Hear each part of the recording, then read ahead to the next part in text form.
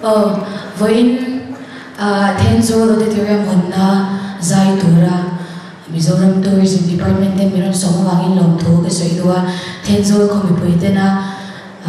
Minokhin Avangin Lomtho Kasoidu Boka Zai Main Kalaron in Puatsai Mga na lang pangiran ka rin Puatsa sa Wangchan Ama sa Zoka mga nakimbay Kalasangin At saan kami Milo Zai Puitena